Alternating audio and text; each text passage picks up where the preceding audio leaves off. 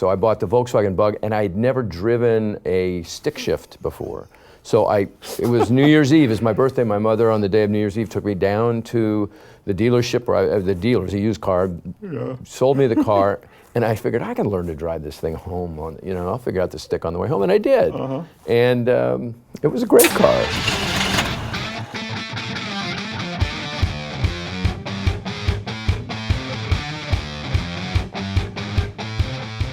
Welcome to your Uncle Joe's Garage with support from Mike Thompson RV. Special guest today, Tim Matheson, is with us. Thank you. It's a pleasure to be here. You know, it's great having you here in the garage. Yeah. And you're famous for doing, 75, 100 films, TVs, all kinds of stuff like that. But there's one in particular, they called you Otter. Otter, Animal House, certainly. Yes. Yeah. So has that haunted you your entire life? Well, and gratefully, it's I was happy to be in that movie, and because it was the first comedy I ever did.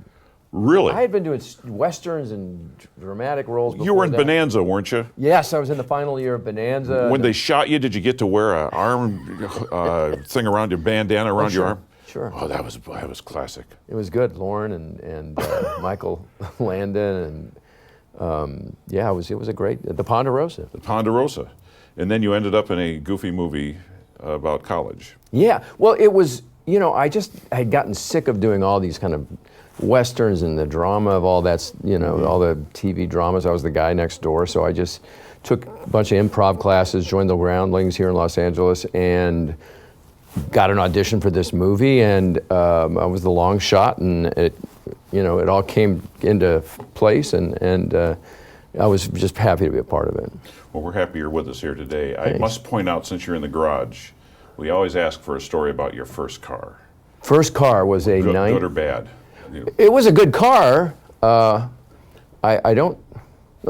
back up. It was a 1962 Volkswagen Bug. I had tried to buy a Jaguar. They're so similar. Yeah, it's the same. They're both foreign cars. But the credit union said, no, you're 16. We will not finance you in a Jaguar sedan. So, okay. So I bought the Volkswagen Bug, and I had never driven a stick shift before. So it was New Year's Eve. It's my birthday. My mother, on the day of New Year's Eve, took me down to the dealership, the dealers, a used car, sold me the car. And I figured I can learn to drive this thing home. I'll figure out the stick on the way home, and I did. And it was a great car. For a Bug that old, getting over the hills into the valley must have been quite a challenge. There was no rush, but I must say, I probably did get some speeding tickets, and. Well, that again is a miracle that the Bug would go fast enough to do that. Yeah. Speaking of treats, this movie Animal House, there were some famous people involved in this low-budget affair, and I assume they all were on good behavior, judging by the way the film turned out. Belushi was very calm. Yeah, he was splitting his time between our movie and Saturday Night Live. So he'd work on Animal House Monday, Tuesday, Wednesday, get on a red-eye plane Wednesday night, fly back to New York, rehearse Thursday, Friday, Saturday, and do the show Saturday Night Live, and then they'd pour him back onto a plane on Sunday, sleep all the way out. And actually at the time, we were pretty close to John, my buddy who played D-Day, Bruce McGill. So we would pick him up at the airport and then take him home to his wife, Judy, and then we'd spend the evening just mellowing out and hearing what really happened backstage and how it went, How cool is that? It was pretty neat. You growing up out here as well, you were exposed to a lot of classic rock in its very basic form. Any artists in particular that... Well, I saw the Doors at the Whiskey, and I remember going to see the Byrds on Sunset Strip. I think the first night I ever smoked pot, I went to see the Byrds on the Sunset Strip. Wow. And it was like, I was like 16 or 17, But it was such an exciting time to be young and alive in Hollywood. There were so many people, young people, and so much great music, and especially here in LA and Laurel Canyon, and oh my God, it was a very exciting time. And who was the lead guitarist from The Doors? Robbie Krieger. His first car was a Volkswagen Bug. No way. Dead serious. I'm a hipster. Okay. Well, yeah. To get you two together and reminisce about having somebody push you. Right. So you were right here in the middle of it. Did you ever meet Ronald Reagan? No, I never met. That's amazing. Never met him. He was the same age as my mother. I did know his daughter Patty. I met her, and socially I met her, and was a very nice lady, and very conflicted. I think she was a young, wanting to be free and wild and woman, and her father was governor and then president, and it's like she felt trapped, I think. And but I just do remember she came up to her party at my house, and the Secret Service were very cool. I'm wearing a Secret Service pin here that I got from the Washington premiere of Killing Reagan. And the Secret Service guys were standing outside, and I went outside to see if they wanted something to drink or any water or to use the restroom. They said, "No, we're cool. We want you to know that we don't care what's happening inside. We're here to protect the daughter of the president. And so what's going on in there is fine. We just want to make sure you're safe out here. You guys can have fun." So they did. They were cool. Sweet. Yeah. And then they called the police and had all your cars towed. That's right. The movie is Killing Reagan. Yes. And I don't know exactly how you did it because it's not an impersonation, but you sound and look, and it seems like you behave just like Ronald Reagan, Well, thank which is you. stunning.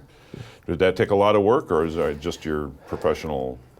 Well, I did. I mean, I was very trepidatious about it because he's a very well-known figure, I mean, and everybody's seen or heard or read about him. So I certainly wanted to honor that, but I don't do impressions, and I think it's a trap if an actor's doing stuff like that. So I immersed myself in it, took voice and dialect lessons, and watched everything, read everything, listened to everything I could, but I was just really trying to find the heart of the man and what was his thought process and who he was inside, and that's, I felt, if I give enough of the Reagan sound and the look, and the rest is really who he was, or my approximation of that, then I think it'll be effective, and it seems to work pretty well. And the movie is wonderful, I think. Cynthia Nixon plays Nancy. She's great, and it's not a political movie, so it's the story of these two people and their intense, close bond, Ronnie and Nancy,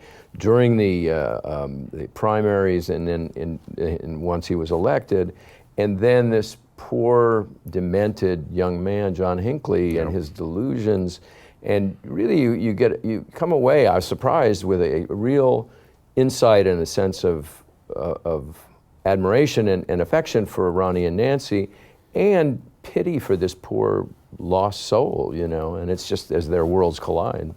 Well, you did an excellent job on it. Thank you. Thank you very much. And if you want to do comedy again, you have our permission. I can't wait.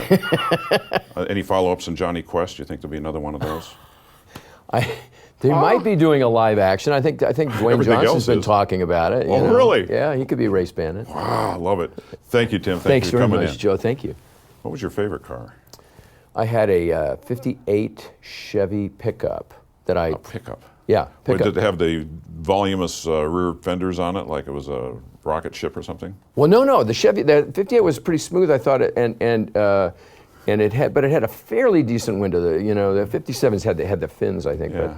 But what the hell were you buying a truck for? I had it. I was building a house, so I was moving things around, and it was just, I thought it was cool. Cool. If you had it now, it'd be worth a couple $100, I think. Yeah, probably.